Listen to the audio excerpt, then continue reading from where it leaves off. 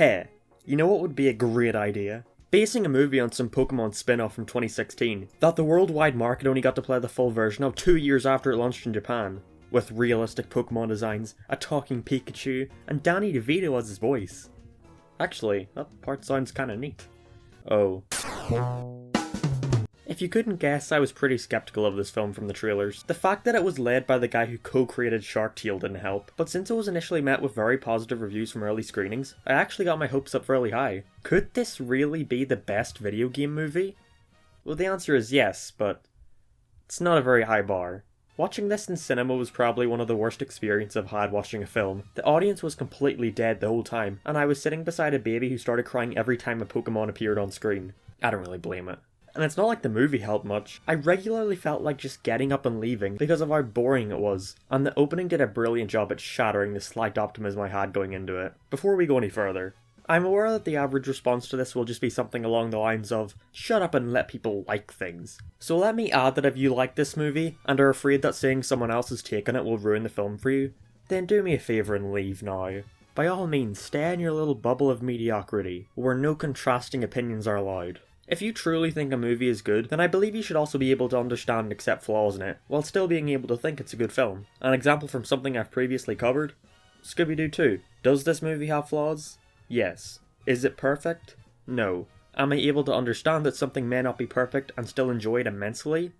Yes. If saying something like this makes you no longer enjoy the film, then I'm sorry, but you never really liked it in the first place. I know I'm getting ahead of myself, but the first 5 minutes already had me completely baffled, with one thought going through my head.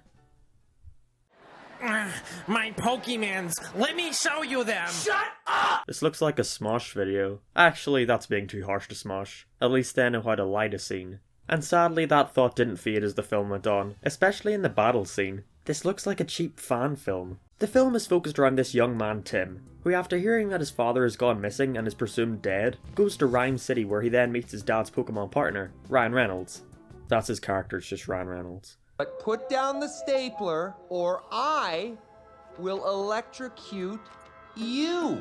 Tim is mysteriously the only person who can understand Pikachu, so they set out to find Tim's missing dad. But it turns out that Tim's missing dad was the friend we made along the way.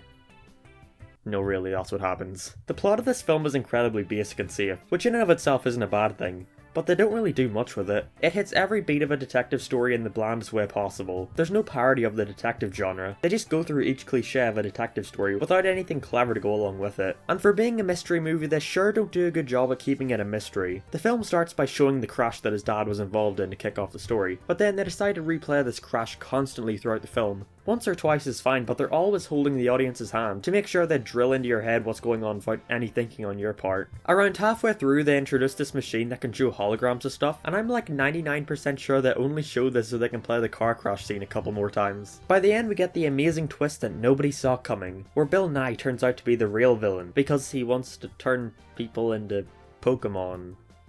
It's really dumb, but not in a good way. Now, what's one of the most important parts of a good detective story? The characters, of course. And thankfully, Detective Pikachu gives us the blandest set of characters around. First, we got our main man, Tim. He's just kinda there. I honestly can't tell you anything regarding his personality or character traits, because he has none. At the start we see him and his friend, and the friend is all like, "Ah, Tim, you're stuck in this dead-end job. Don't you want to strive for more?" Or at least that's where I think it was going. Because before anything interesting happens, Tim gets a phone call and has to go meet the police about his dad. See ya, friend. See his subplot about his job.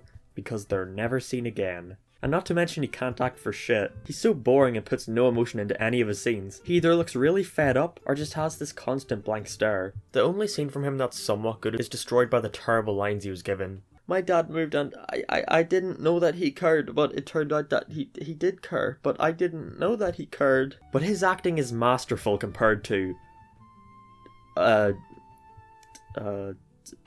Lucy. Her introduction is so unbelievably bad, I had to try my best to contain my laughter in the cinema. We need to talk. We do? I've been waiting to see who would open up that mailbox. You just walked into quite a story. She's an intern for the local news station, which does do a pretty good job at naturally introducing the villain. Oh sorry, we weren't supposed to know he was the villain yet. They just did such a good job at hiding it.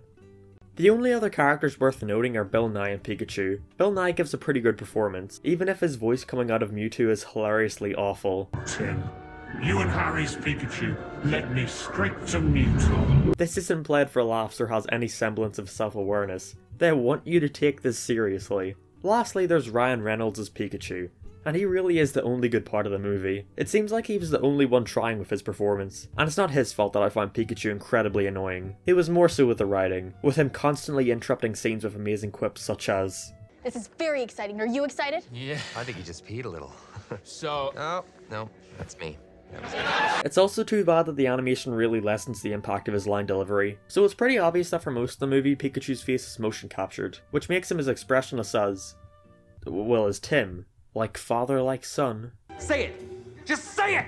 Talk, you stupid mind! On the topic of the animation, it's actually pretty good. The effects look nice, especially Pikachu's lightning, but in my opinion it's really brought down by the character design. I know most people are praising this movie for how faithful the designs were to the originals, but I think that ruins it. Just giving Charizard scales or Lickitung's tongue being covered in spit doesn't make it good, it just makes them weird and creepy to look at. They got this guy from the internet who was known for making realistic versions of Pokemon to design the characters, and it honestly explains everything. It seems like their idea of making Pokemon fit into the real world was by giving them realistic textures and eyes, and calling it a day. Pikachu looks so wrinkly and gross. Yoshi from the Super Mario Bros. Movie looked better than this. And in terms of how well these characters fit into the real world, some of them do just fine, but others, not so much. They did a good job at hiding these less than stellar designs in shots featuring them from the trailers, but part of me knew I was in for inevitable disappointment. Those colourful neon cities from the posters?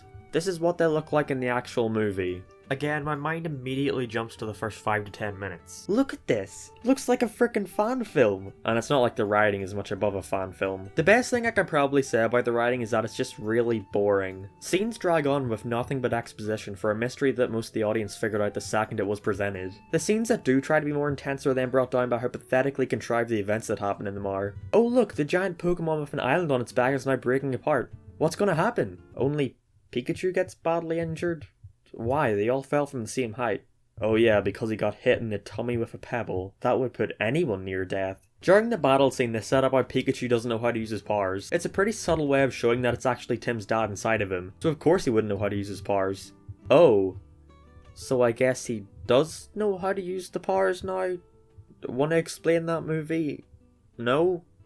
Alright. At least the movie's funny. Wait, 5 voicemails? Why do I have 5 voicemails? Maybe it's an insurance emergency. Nope, that's awful too. Other than the hilarious poo and pee jokes. What is that? Silent but deadly. Apologies, my tummy's bad from all the coffee. The movie rarely ever tries to be funny, which wouldn't be an issue if the rest of the movie were entertaining. The only scene that I remember them even attempting to be comedic in was the Mr. Mime scene. It was in all the trailers and everybody loved it. So naturally I hated it. I'm exaggerating, of course. It's a fine scene, but it fails at one of the most important aspects of comedy. Timing.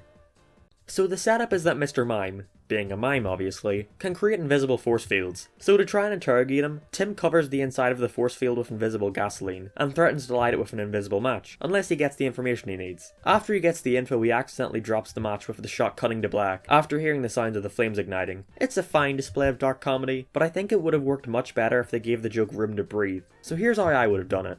Keep everything up until the final shot of Pikachu congratulating Tim, but instead of having Tim randomly drop the match for no reason, have Pikachu reach over to pat Tim for a job well done, obscuring Mr. Mime and knocking over the match. Then they both quickly give a shocked expression as they hear the flame igniting, to which they both look over to Mr. Mime, as the camera tilts up revealing him with a scared look. We then hold on that shot for a second or two, and scene. So instead of the joke quickly going by in 4 seconds to where you barely even realise they were trying to tell a joke, we get a little longer to take in what the joke actually was. This movie also relies a lot on you knowing about Pokemon to understand certain segments. For example, if you missed that very brief part of the Ditto transforming into a human, then this part just comes out of nowhere, since they don't explain what a Ditto is or what it does. Which brings up the question, who is this movie for?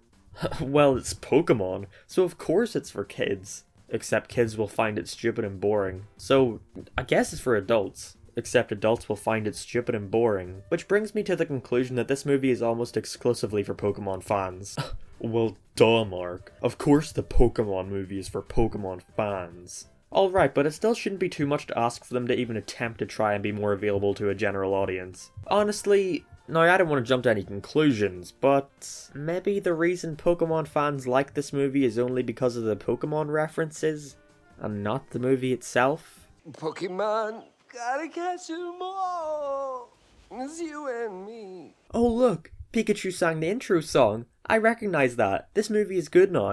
Now I'm not saying all of them think this. I'm sure lots genuinely enjoyed the movie as a whole, and that's perfectly fine. Even only liking this movie for the Pokemon references is fine. You got what you wanted out of it. But answer yourself this. If this movie was exactly the same, except it featured some generic fantasy creatures, would you still love it as much? It's as good as it needed to be. No. Don't settle for something because it wasn't awful. Well, sure, the acting was bad, had a stupid predictable plot, and had bad character design, but it's still the best video game movie.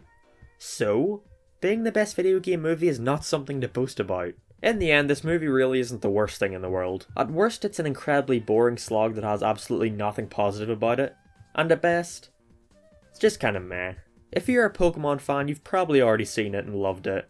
And good for you. But as someone who has never been interested in Pokemon, I really can't recommend this movie to anyone. God, I'm so done with video game movies. But hey, would you look at that? I went through an entire review of one without mentioning the Sonic movie. Fuck!